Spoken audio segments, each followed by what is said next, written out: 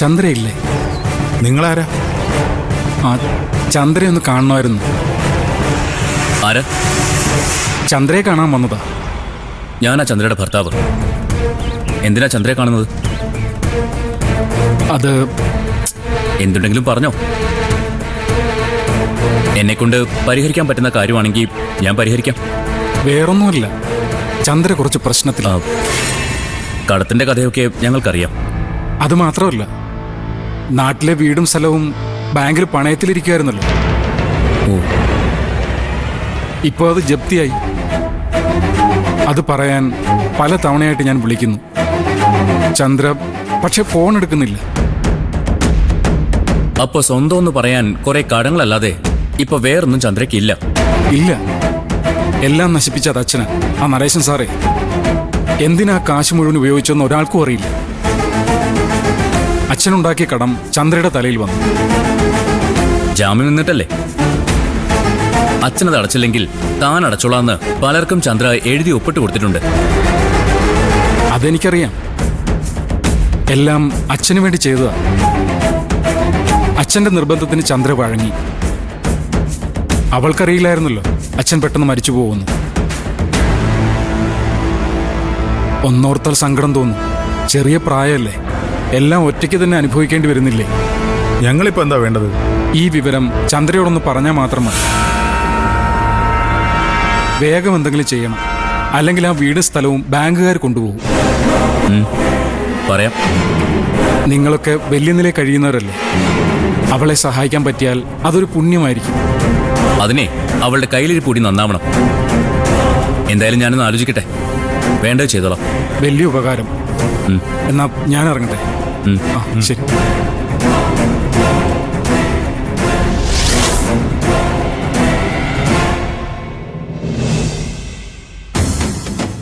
സ്വന്തം വീട് നഷ്ടപ്പെടുന്നതിലും വലിയൊരു ദുഃഖം വേറെയില്ല. അതൊരു ഗതികേട് കൂടിയാണ്. അതുകൊണ്ട് നമ്മൾ പോയി സഹായിക്കണമെന്നല്ല, എന്നാലും നമ്മൾ അവിടം വരെ പോയി കാര്യങ്ങളൊക്കെ ഒന്ന് അന്വേഷിക്കണ്ടേ? ഞാനോ? അത് നിന്റെ കടമയാ സിത്തു. അച്ഛൻ എന്തൊക്കെ ഈ പറയുന്നേ? ജപ്തിയായി കിടക്കുന്ന സ്ഥലവും വീടും ഞാൻ എന്ത് ചെയ്യാനാ? പിന്നെ പറ്റും, കാശെടുത്ത് കടം തീർക്കണം. ഞാനെന്തായാലും അതിനൊന്നുമില്ല. അല്ലെങ്കിൽ ഞാനെന്തിനാ അവളെ സഹായിക്കുന്നത്? അവൾ എന്റെ ആരുമല്ല ഒരർത്ഥത്തിലും. ഈ വിവരം എങ്ങാനും പ്രേമ അറിഞ്ഞാൽ വെച്ചേക്കില്ല. അവളുണ്ടാക്കിയ കടം അവള് തന്നെ തീർക്കട്ടെ. നമ്മൾ ഇതിൽ ഇടപെടാതിരിക്കുന്ന ആ ബുദ്ധി. എന്നാലും അവളിവിടെ താമസിക്കാൻ തുടങ്ങിയിട്ട് നാള് കുറെ ആയില്ലേ? ഇനിയും കുറച്ചു കാലം കൂടി അവളിവിടെ ഉണ്ടാവും. സഹായിക്കണമെന്ന് ഞാൻ പറയില്ല, കാശ് കൊടുക്കണമെന്നും ഞാൻ പറയില്ല. പക്ഷെ പോയെന്ന് അന്വേഷിക്കാലോ. എല്ലാരും കൂടി അവളെ പറ്റിക്കുകയാണെങ്കിലോ? കൂടെ ആരും ഇല്ലാത്തത് കൊണ്ട് അവൾ സഹിക്കുകയാണെങ്കിലോ? അവളെ ഒരു പറ്റിപ്പ. അവളെ പറ്റിക്കാൻ ആർക്കെങ്കിലും പറ്റുന്നാണോ അച്ഛൻ വിചാരിക്കുന്നത്? ഇതില് നമ്മൾ തല വെക്കാതിരിക്കുന്നത് അച്ഛൻ നല്ലത്. തല വയ്ക്കണ്ട, അന്വേഷിക്കണം. എന്റെ അഭിപ്രായം അതാ. സ്വീകരിക്കാം, തള്ളിക്കളയാം. നീ തനിച്ചു പോകണ്ട, കൂടെ അവളും വരട്ടെ, അമൃതനും പോരട്ടെ. പോണോന്നാ എന്റെ മനസ്സ് ചോദിക്കുന്നത്. പിന്നെ അച്ഛന് നിർബന്ധമാണെങ്കിൽ ഞാൻ പോവാം. പക്ഷേ ദേ, അവസാനം അച്ഛൻ സഹായിക്കാൻ പറയരുത്. വേറെ ആരെങ്കിലും ആയിരുന്നെങ്കിൽ സഹായിക്കണമെന്ന് എനിക്ക് തോന്നിയേനെ. ദേ, ഇവളുടെ കേസിലെ എനിക്കങ്ങനെ തോന്നുന്നില്ല. അതിന് കാരണം നമ്മളാരും അല്ലെന്ന് അച്ഛൻ അറിയാലോ. അവളുടെ പ്രവൃത്തികളാ. ഒക്കളയാ കുഞ്ഞളിയാ, അച്ഛൻ പറഞ്ഞിട്ട് കേട്ടില്ലാന്ന് വേണ്ട.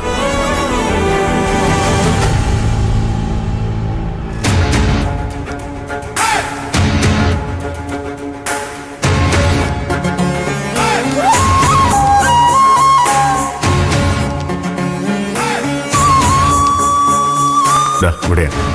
ഞാൻ വരുന്നില്ല. എന്താ ഇവിടെ വരെ വന്നിട്ട് കാണാതെ പോകുന്നത് ശരിയാണോ? എനിക്ക് താല്പര്യമില്ല. എന്നാ പിന്നെ ഞങ്ങൾ കയറിയിട്ട് വരാം.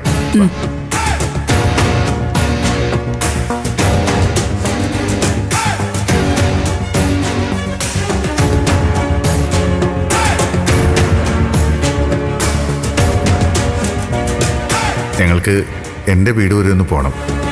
അതാ ഒരുമിച്ച് ഇറങ്ങിയത്. അക്ഷരെ ഞാൻ ഒട്ടും പ്രതീക്ഷിച്ചില്ല. അക്ഷര വന്നെന്ന് അറിഞ്ഞെങ്കിൽ പുറത്തു വന്ന് ബുദ്ധിമുട്ടിക്കില്ലായിരുന്നു. എന്നെ കാണുന്നതും എന്നോട് സംസാരിക്കുന്നതൊന്നും ഇഷ്ടമല്ലെന്ന് എനിക്കറിയാം. അതൊക്കെ പണ്ടല്ലേ. ഇപ്പോഴും അങ്ങനെ തന്നെയാ. സാഹചര്യങ്ങൾക്കനുസരിച്ച് തീരുമാനം മാറ്റുന്ന ശീലം എനിക്കില്ല.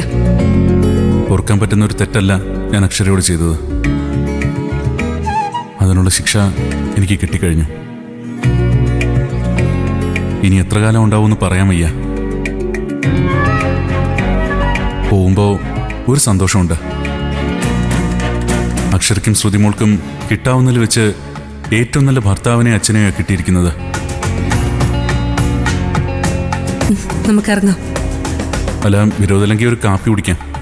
വേണ്ട. ഡോക്ടർ എന്തു പറഞ്ഞു? പതിവ് വാചകങ്ങൾ തന്നെ. Confidence, miracle.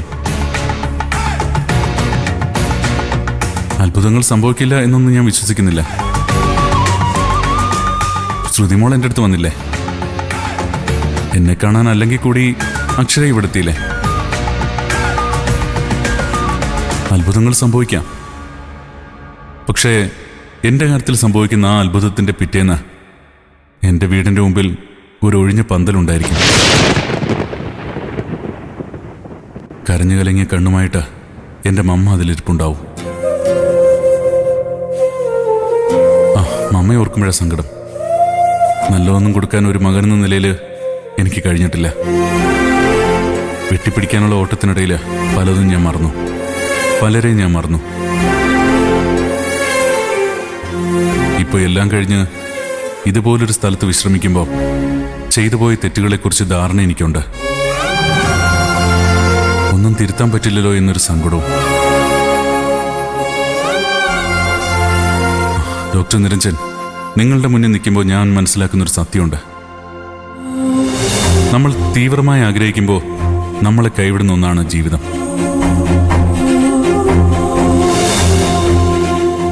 അതിൻ്റെ ജീവിച്ചിരിക്കുന്ന ഏറ്റവും നല്ല ഉദാഹരണമാണ് ഈ ഞാൻ. നമുക്കിറങ്ങാം. മോളെ ചെല്ല്.